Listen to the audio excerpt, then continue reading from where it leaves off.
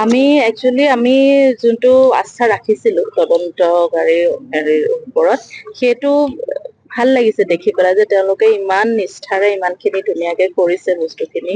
আমি বিচৰা মতেই অসমৰ ৰাইজে বিচৰা মতে আৰু যিখিনি তেওঁলোকে ছেকশ্যন বা চাব ছেকশ্যন দি যি ধৰণে আমি যিখিনি এতিয়া গম পাইছো ছচিয়েল মিডিয়া বা নিউজৰ পৰা, সেইখিনি দেখি আমি এটলিষ্ট আমি অকমান ৰিলিফ এটা পাইছো যে চাৰ্জশ্বিটখন আমি ভাবিছো খুব ষ্ট্ৰংকে তেওঁলোকে দিছে, আৰু ইমান ডিটেইলত ইমান দীঘলীয়া ইমান উইথ লটছ অফ ডকুমেন্টেশ্যন বা ইমান এভিডেন্সে দিছে।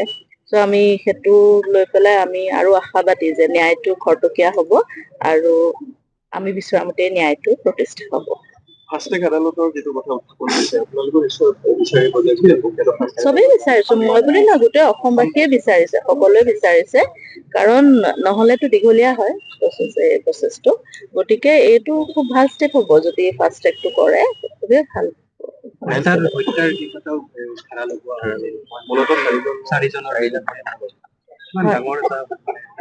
এই শব্দটো শুনিলেও মোৰ ভয় লাগে আচলতে, আৰু তেওঁৰ নিচিনা মানুহ এজনক লৈ পেলাই মানুহে সেই ধৰণে চিন্তা কৰিব পাৰিছিলে, এইটো ভাবিলে মানে বুকু কঁপি যায় যে আমি ইমান নজনাকে কেনেকে থাকিলো।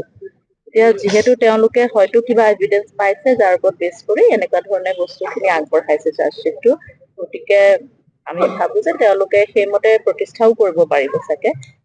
তেওঁলোকৰ সম্পূৰ্ণ আস্থা আছে। আমি যোনটো আস্থা ৰাখিছিলো তদন্তকাৰীৰ ওপৰত, সেইটো ভাল লাগিছে দেখি পেলাই যে তেওঁলোকে ইমান নিষ্ঠাৰে ইমানখিনি ধুনীয়াকে কৰিছে বস্তুখিনি। আমি বিচৰা মতেই অসমৰ ৰাইজে বিচৰা মতে আৰু যিখিনি তেওঁলোকে ছেকশ্যন বা চাব ছেকশ্যন দি যি ধৰণে আমি যিখিনি এতিয়া গম পাইছো ছচিয়েল মিডিয়া বা নিউজৰ পৰা, সেইখিনি দেখি আমি এটলিষ্ট আমি অকমান ৰিলিফ এটা পাইছো যে চাৰ্জশ্বিটখন আমি ভাবিছো খুব ষ্ট্ৰংকে তেওঁলোকে দিছে, আৰু ইমান ডিটেইলত ইমান দীঘলীয়া ইমান উইথ লটছ অফ ডকুমেন্টেশ্যন বা ইমান এভিডেন্সে দিছে। চ' আমি সেইটো লৈ পেলাই আমি আৰু আশাবাদী যে ন্যায়টো খৰতকীয়া হ'ব আৰু আমি বিচৰা মতে ন্যায়টো প্ৰতিষ্ঠা হ'ব। ফাষ্টেগ আদালতৰ যিটো কথা উত্থাপন হৈছে, আপোনালোকৰ নিশ্চয় বিচাৰিব যে চবেই বিচাৰিছো, মই বুলি নহয় গোটেই অসমবাসীয়ে বিচাৰিছে, সকলোৱে বিচাৰিছে, কাৰণ নহলেতো দীঘলীয়া হয় প্ৰচেছটো। গতিকে এইটো খুব ভাল ষ্টেপ হ'ব যদি ফাষ্ট ট্ৰেকটো কৰে, খুবেই ভাল।